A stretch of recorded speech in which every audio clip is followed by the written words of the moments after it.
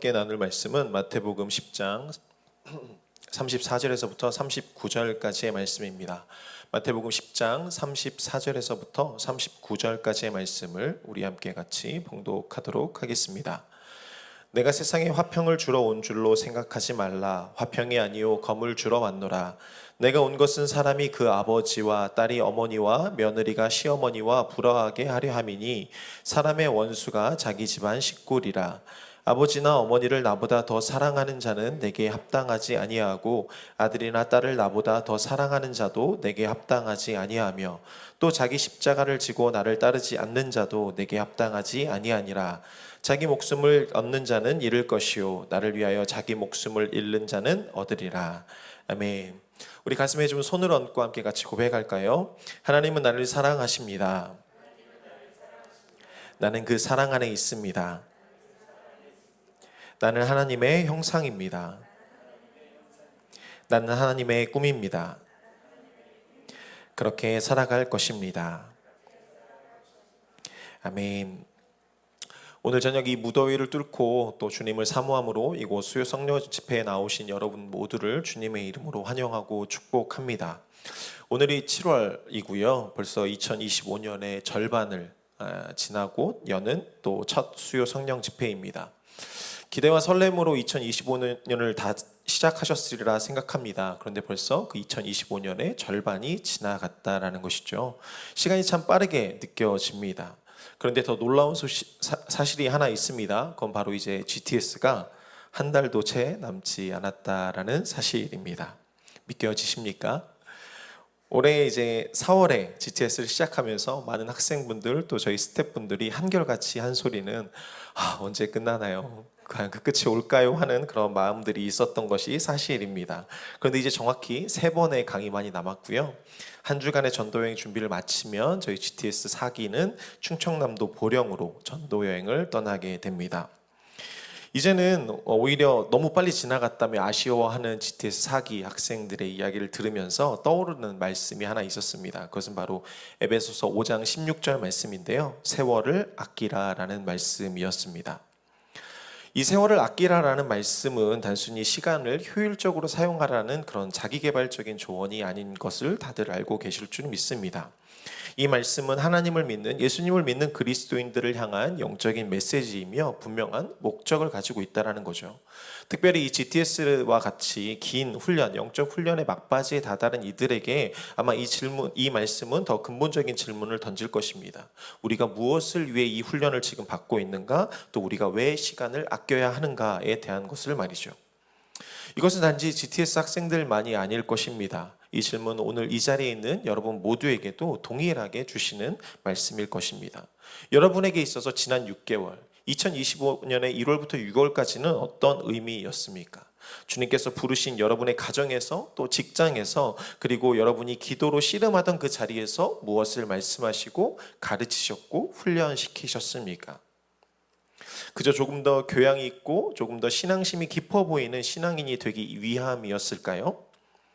아니면 교회라는 이 안전한 울타리 안에서 조금 더 평화롭고 조금 더 복된 삶을 누리기 위함이었을까요?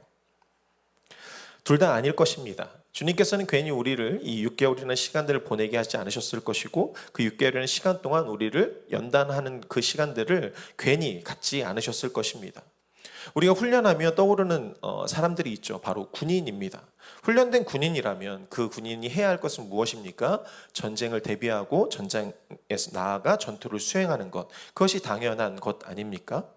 이처럼 주님께서 우리에게 이 세월을 아끼고 주님 안에서 말씀 안에서 훈련하고 연단하는 이 과정을 보내라고 하는 이유, 그것은 바로 우리로 하여금 이 악한 세대 가운데 영적 전쟁터와 같은 이 세상 속으로 우리를 보내시기 위함이다라고 말씀하고 있는 것이죠. 그렇게 바로 이 시점에서 우리가 반드시 붙들고 이해해야 할 예수님의 마음이 있습니다. 그것은 우리의 안일함을 깨트리고 영적인 잠에서 우리를 깨우시고 또 세상 속에서 싸워 승리할 수 있는 무기를 쥐어주시는 그 도전적인 마음, 그것이 바로 오늘 여러분과 함께 나눌 검을 주시는 마음입니다. 우리 한번 잠깐 눈을 감아 볼까요? 우리 눈을 감고 우리가 가장 사랑한다라고 고백하는 그 예수님을 한번 떠올려 보시기 바랍니다. 여러분이 눈을 감고 떠올리고 상상하는 그 예수님은 어떤 모습입니까? 어떤 이미지가 떠오르십니까? 혹시 이런 모습인가요? 매우 온화한 미소로 어린 아이들을 품에 안고 계시는 모습. 아니면 한없이 따뜻하고 부드러운 음성으로 말씀하시는 분, 그분이 떠오르십니까? 네, 눈을 뜨셔도 됩니다. 네, 맞습니다. 우리는 대부분 예수님을 말하고 떠올릴 때면 그렇게 떠올리게 됩니다. 온유하고 부드러운 목자이시자 병든 자를 고치시고 불쌍히 여기시며 그들을 향해 손을 내미시는 그 예수님을 말이죠. 그렇게 사랑이 많은 예수님을 떠오르는 것이 당연합니다. 그런데 오늘 우리가 함께 나눌 이 마태복음 10장 34절에서는 예수님이 조금은, 아니 어쩌면 매우 당혹스러운 말씀을 우리에게 하고 계신 것이죠. 우리 함께 같이 34절 말씀을 다시 한번 읽어볼까요? 내가 세상에 화평을 주러 온 줄로 생각하지 말라. 화평이 아니요 검을 주러 왔노라. 어떠십니까? 우리가 방금 눈을 감고 생각했던, 상상했던 그 예수님의 이미지와는 조금 다르지 않습니까? 평화의 왕으로 오신 예수님께서 지금 화평이 아니라 검을 주러 오셨다라고 말씀하고 계신 것이죠. 오늘 우리는 이 마태복음 10장의 말씀을 좀 살펴보면서 이 검이 과연 무엇을 의미하는지, 그리고 왜 예수님께서 우리에게 화평이 아니라 검을 주러 오셨는지를 함께 나누고자 합니다.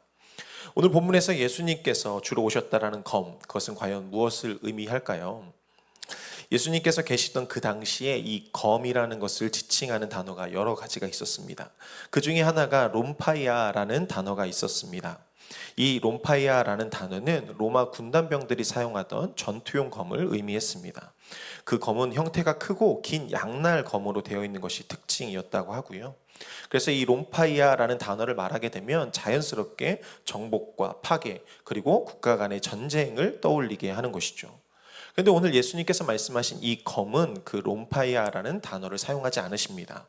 예수님께서 선택하신 단어, 그것은 바로 마카이라라는 단어입니다.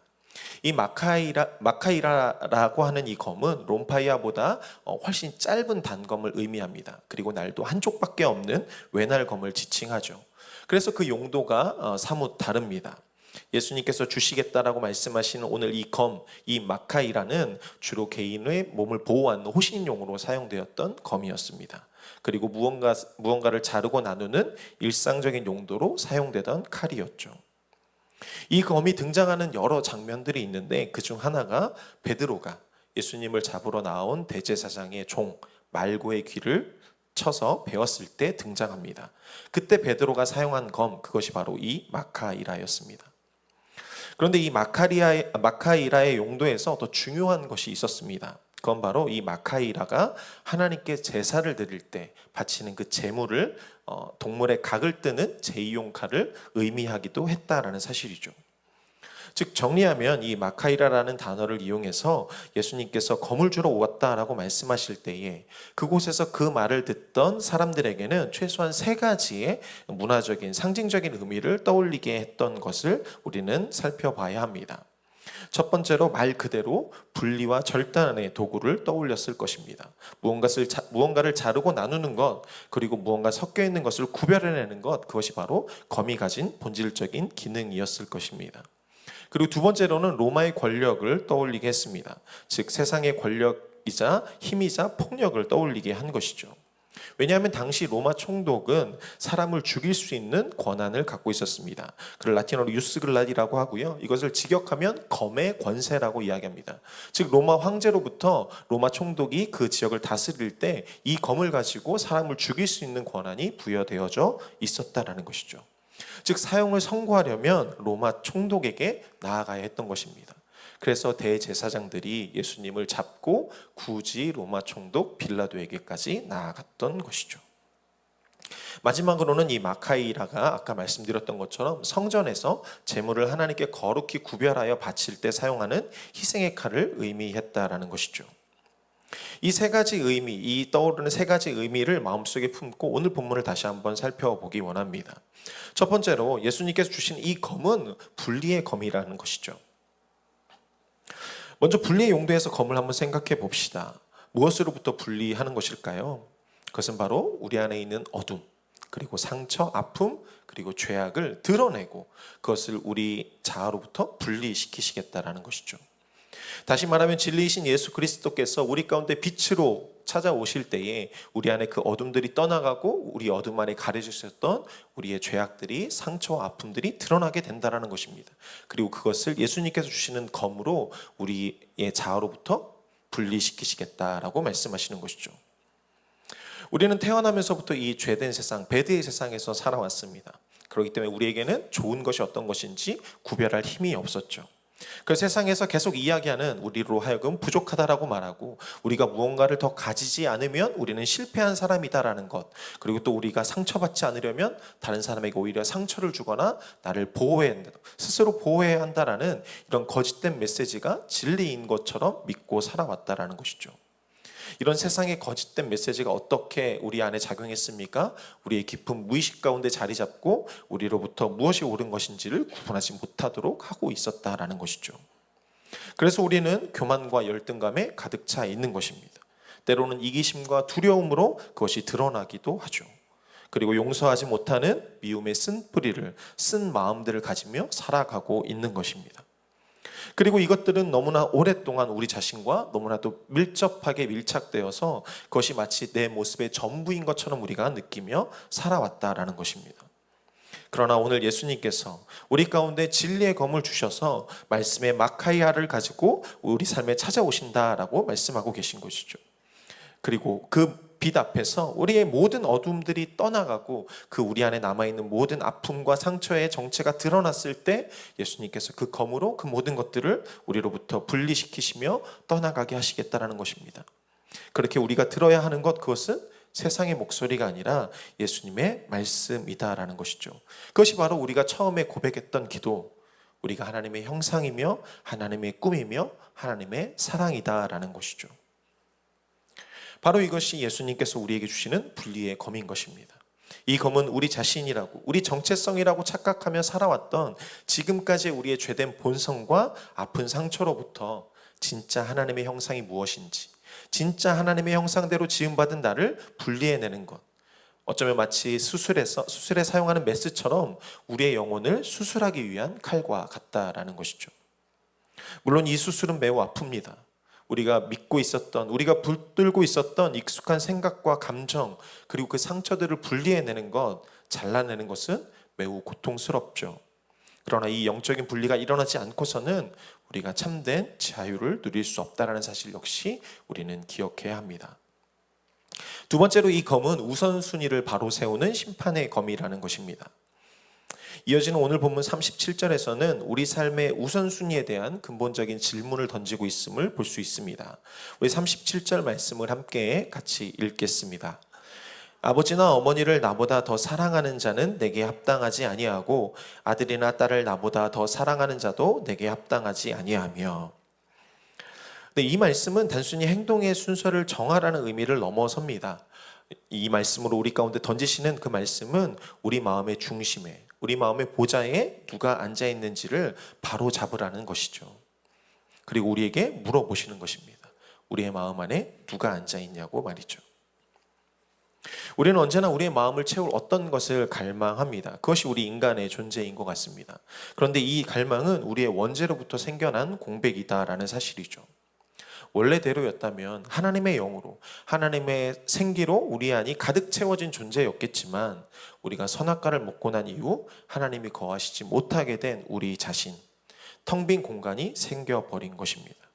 그리고 지금까지 지내온 모든 인류의 역사는 그 공허하고 비어진 공간을 채우기 위한 수많은 노력들이었다라는 사실을 우리는 잘 알고 있는 것이죠. 그래서 그것이 우리가 가장 사랑하고 가장 의지하고 또 우리의 안정감과 정체성을 얻는 대상, 바로 우리의 우상으로 존재해 왔다라는 것입니다. 그래서 어떤 이에게는 자녀가 그의 우상이 될 수도 있는 것이죠. 자녀의 성공이 곧 나의 성공이고 자녀의 실패가 곧 나의 실패가 되어버리는 것입니다. 또 어떤 이에게는 돈과 재물이 그럴 수도 있습니다. 통장의 잔고가 얼마 있느냐에 따라서 나의 안정감이 달라지는 것이죠. 그리고 재물의 늘어남과 줄어듦이 나의 기쁨과 불안의 근본적인 요소가 된다는 것입니다. 또 어떤 사람에게는 다른 사람의 인정과 평판이 우상이 될 수도 있습니다. 다른 사람의 칭찬에 춤추고 비난에 절망하는 모습, 그렇게 늘 다른 사람의 시선에 매여서 살아가는 모습이 있다라는 것입니다. 그것이 우상이다라고 이야기하는 것이죠. 그리고 그런 우리를 향해 주시는 예수님의 검, 마카이라는 바로 우리의 마음의 보좌를 향하고 있는 것입니다. 그 검은 우리를 향해 묻습니다. 너의 마음의 왕이 누구이냐라고 말이죠. 그리고 그 검은 하나님이 아닌 다른 모든 것을 그 보좌에서 끌어내리라고 단호한 심판을 진행합니다. 이 과정 역시 극심한 고통을 동반하죠. 내가 평생 의지해온 것들을 내려놓는 것, 나의 자녀를 우상이라고 고백하며 내려놓는 것, 나의 남편을, 나의 아내를 나의 우상이다라고 이야기하면서 내려놓는 것, 그리고 다른 사람의 인정과 칭찬이 아니라, 다른 사람의 돈과 재물이 아니라 오직 하나님만이 나의 주인이시다라고 인정하는 것, 그것은 결코 쉽지 않은 일입니다. 하지만 이것은 징벌을 위한 심판이 아님을 기억하시기 바랍니다. 우리를 오히려 해방시키고 우리를 자유케 하는 은혜의 심판임을 기억하셔야 하는 것이죠. 왜냐하면 세상의 그 모든 것들은 우리에게 끊임없이 더 많은 것을 요구하기 때문입니다. 그리고 그것들을 요구하면 요구할수록 우리는 더 공허해지기 때문이죠. 우리가 다른 사람의 인정을 구하고 더 많은 재물을 구하면 구할수록 우리에게 남는 것은 공허밖에 없는 것이기 때문입니다. 하지만 하나님은 어떤 분이십니까? 우리가 하나님을 구하면 구할수록 우리에게 주어지는 것, 그것은 목마르지 않는 참된 안식과 자유, 그리고 영원한 생명을 주신다라는 것이죠. 그래서 주님은 검을 통해서 우리 마음의 보좌를 비우기 원하시는 것입니다. 그 검을 주심으로 인해서 우리의 마음의 보좌 안에 자리 잡고 있는 그 모든 우상들을 제거해 나가기 원하시는 것이죠. 그리고 주님께서 그 비워진 그 자리에 친히 찾아오셔서 거하시고 함께 하시고 우리를 다스리시고 인도해 가시겠다라고 말씀하고 계신 것입니다. 세 번째로 이 검은 자신을 드리는 희생의 검이다라는 사실입니다. 이어지는 38절에서 예수님은 이렇게 말씀하십니다. 자기 십자가를 지고 나를 따르지 않는 자도 내게 합당하지 아니하니라 라고 말이죠. 이 말씀에서 보면 예수님께서 주시는 이 검은 우리 자신, 즉 하나님의 자리를 넘보던 우리 자아를 향하고 있음을 발견하게 됩니다. 앞서 우리 안에 있는 죄와 상처를 분리해내었습니다. 그리고 우리의 마음의 보좌에서 우상을 제거해냈죠. 하지만 그 여전히 그 보좌, 빈 자리에 앉고 싶은 존재가 하나 더 있다라는 것입니다. 그것이 바로 우리 자아라는 것이죠. 내 뜻대로 하고 싶은 욕망, 내 힘으로 살고 싶은 교만, 그리고 내 의를 드러내고 싶은 자기 중심성, 그것이야말로 우리 영혼의 가장 근본적이고 깊은 병이라는 것입니다. 그것이 바로 인류 최초의 죄악, 선과 악을 구별하고 내 마음대로 기준을 정하고 싶은 인간이라는 존재의 근원적인 욕망이라는 것입니다. 그리고 예수님은 이 완고한 자아를 제물로 삼기 원하시는 것입니다. 이 완고한 자아까지도 하나님께 온전히 드리도록 우리에게 검을 주시겠다라고 말씀하고 계신 것이죠. 그렇게 그것이 바로 희생의 검이 되는 것입니다. 이는 마치 창세기에서 아브라함이 이삭을 바칠 때 들었던 그 칼과 같이 우리는 우리 자신을 십자가라는 그 제단 앞에 내어드리고 믿음의 칼을 들어야 하는 것입니다. 그러면서 이렇게 고백해야 하는 것이죠. 주님, 저의 계획이 아니라 주님의 계획이 이루어지게 하여 주시옵소서. 저의 뜻이 아니라 주님의 뜻이 제 삶을 다스려 주시옵소서. 더 이상 내가 사는 것이 아니라 내 안에 계신 예수 그리스도로 말미암아 살아가게 하여 주시옵소서라고 말입니다. 이 고백이 우리의 마음으로부터 흘러나올 때 그때가 바로 자신을 하나님 앞에 온전히 제물로 드리는 순간인 것입니다. 이것은 우리가 손해를 보는 것이 아닙니다. 오히려 위대한 교환입니다. 우리는 우리의 썩어 없어질 우리의 육체를 하나님께 드림으로 말미암아 그 대가로 얻게 되는 것, 그것은 영원한 그리고 풍성한 그리스도의 새 생명이기 때문입니다. 나의 연약함을 드리고 하나님의 강함을 누리게 되는 것입니다. 나의 어리석음을 드리고 하나님의 지혜를 얻게 되는 것이죠. 이것이 바로 39절에서 말하는 나를 위하여 자기 목숨을 잃는 자는 얻으리라 라는 말씀의 진정한 의미인 것입니다. 이처럼 우리에게 검을 주러 오셨다라는 이 예수님의 선언, 그 선언은 우리의 영혼을 우리의 상처와 아픔으로부터 그리고 죄로부터 분리시키시겠다라는 것입니다. 이를 통해 우리의 삶의 질서를 다시금 회복하시고 우리 자신을 하나님께 드리는 거룩한 산 제물로 만드시겠다라는 선언인 것입니다. 그렇다면 예수님께 주신 이 검을 우리는 어떻게 받아들이고 살아가야 할까요? 이 검은 우리의 삶을 어떻게 변화시키며 어떤 목적을 향하여 나아가게 할까요? 그것은 바로 세상의 기준이 아니라 성령님의 음성을 따라 살도록 한다라는 것입니다. 또한 우리의 내면이 치유되고 온전케 되어서 그리스도의 장성한 분량까지 이르게 하기 위함이다라는 것이죠. 한마디로 정의하면 내적 치유와 영적 성숙의 여정인 것입니다. 이 내적 치유와 영적 성숙의 여정을 위해서 가장 먼저 행해야 할 것이 있습니다. 그것은 바로 하나님의 말씀이라는 검 앞에 우리를 정직하게 반응하고 드러내야 한다는 것이죠. 오늘 본문에서 예수님이 주시는 검은 그분의 진리의 말씀으로 우리 삶에서 구체적으로 역사하시는 말씀입니다. 히브리서 기자가 이렇게 고백하죠. 하나님의 말씀은 살아있고 활력이 있어서 좌우에 날선 어떤 검보다도 예리합니다. 그뿐만 아니라 혼과 영과 및 관절과 골수를 찔러 쪼개기까지 합니다 라고 말이죠. 이 살아있는 말씀의 검 앞에 우리의 마음과 영혼을 비추어 보는 것입니다. 그리고 그 하나님의 말씀이 우리의 마음과 영혼을 거룩하게 하시도록 우리 마음에 남아있는 죄악과 상처와 아픔들을 드러내 가는 것입니다. 그리고 그 하나님의 진리 앞에 우리의 마음과 생각을 맞추어 가는 것이죠. 그때 마치 이 의사의 예리한 메스가 환자의 아픈 부위를 정확하게 절개하고 제거해 가듯이 그동안 우리를 묶어왔던 세상의 거짓된 가치관과 과거의 상처들이 드러나고 제거되어지는, 분리되어지는 치유의 역사가 나타나게 된다는 것입니다. 이건 우리가 주님을 믿고 살아가면서 반드시 경험하고 겪어야 하는 부분입니다. 왜냐하면 우리는 태어나면서부터 세상의 이야기 속에서 살아왔기 때문이죠. 그래서 우리는 이것이 죄악인지 아픔인지 상처인지도 알지 못하고 살아왔기 때문입니다. 그리고 그 거짓된 속삭임들은 우리의 생각과 감정, 그리고 우리의 관계, 우리의 본질을 왜곡시키고 하나님의 정체성으로 살아가지 못하도록 하기 때문입니다. 그로 인해 생긴 것, 그것이 바로 열등감이고 수치심이고 타인을 미워하고 용서하지 못하는 마음, 그리고 끊임없는 불안과 두려움이 아닙니까? 마치 악성 종양처럼 우리의 영혼을 좀먹으면서 말이죠. 하지만 말씀의 검은 이 악성 종양을 정확히 진단하고 도려낸다라는 것입니다. 마태복음 10장에서 언급하는 가족과의 불화, 자기 부인 십자가의 길은 결국 우리 안에 깊이 뿌리 내려져 있는, 우리의 깊은 무의식 안에 있는 세상적인 애착과 자기 중심적인 욕망을 끊어내도록 하는 것을 말하는 것이죠. 그리고 하나님 중심적인 삶으로 돌이키고 살아가도록 하는 강력한 내적 치유의 과정을 말씀하고 계신 것입니다.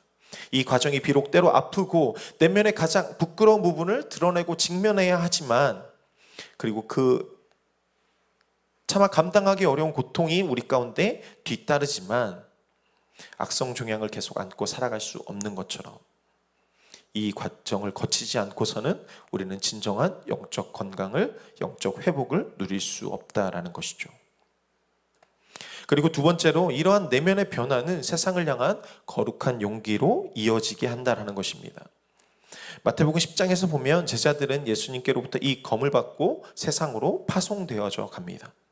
그리고 세상으로 파송된 제자들이 행해야 할 것, 그것은 세상의 위협과 핍박 가운데 세상의 거짓된 메시지 앞에서 진리신 하나님을, 예수님을 전하는 것입니다. 복음을 전하는 것이죠. 그런데 한번 생각해 보십시오. 제자들이 어떤 사람이었는지를 말입니다. 베드로는 예수님을 3번이나 저주하고 부인했던 사람입니다. 다른 제자들도 예수님이 잡히시자 모두 예수님을 떠나 도망쳤던 사람들이었습니다. 그런데 그런 그들이 사도행전에 보면 순교를 두려워하지 않고 세상으로 나아가 담대하게 복음을 전했다는 것 또한 우리는 너무나도 잘 알고 있죠. 제자들의 이 용기는 어디서 비롯되었던 것일까요? 그것은 그들의 타고난 기질이나 배짱이 아니었다라는 것을 우리는 너무나도 잘 알고 있습니다. 그들은 실패자였고 연약한 사람들이었습니다. 우리와 같은 사람들이었죠. 하지만 하나님의 말씀으로 그들의 내면이 치유되어지고 회복되어지자 하늘로부터 오는 그 담대함을 가지고 성령의 검을 가지고 핍박과 위협 속으로, 그리고 그것이 가득한 세상 가운데로 나아갈 수 있었던 것입니다. 그렇습니다. 하나님 안에서 자신의 참된 가치와 그 흔들리지 않는 정체성을 발견한 사람은 더 이상 세상의 평가나 시선에 얽매이지 않습니다. 사람들의 인정이나 비난이 더 이상 그 사람의 행동을 좌지우지하지 못하는 것이죠. 그리고 우리 역시 성령의 검으로 우리의 내면의 상처가 치유되어지고 거짓된 자아가 깨어질 때 비로소 세상의 부당한 기준과 불의한 시스템이 아니라 하나님 나라의 가치로 살아갈 수 있는 용기를 얻게 되는 것입니다. 그것은 재물이 최고의 가치가 된 이 세상 속에서 나눔과 자족의 삶을 실천하는 용기입니다. 또 성공과 경쟁이 미덕인 이 세상 속에서 기꺼이 낮은 자리로 찾아가 섬기는 용기입니다. 그리고 편가르기와 혐오가 만연한 이 세상 속에서 원수까지도 사랑하라는 주님의 명령을 따라 살아가는, 사랑하는 용기일 것입니다. 이것이 바로 검을 받은 자, 예수님께 주시는 그 검을 받은 자의 삶의 모습인 것입니다. 바로 예수님께서 소외된 자들의 친구가 되어주심으로 세상의 기준을 사랑으로 뒤집으셨던 것처럼 말입니다.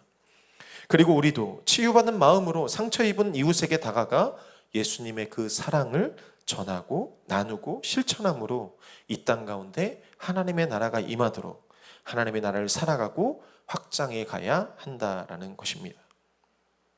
그리고 마지막으로 이 모든 과정의 목적, 그것은 예수님의 장성한 분량까지 자라가는 데 있다라는 것입니다.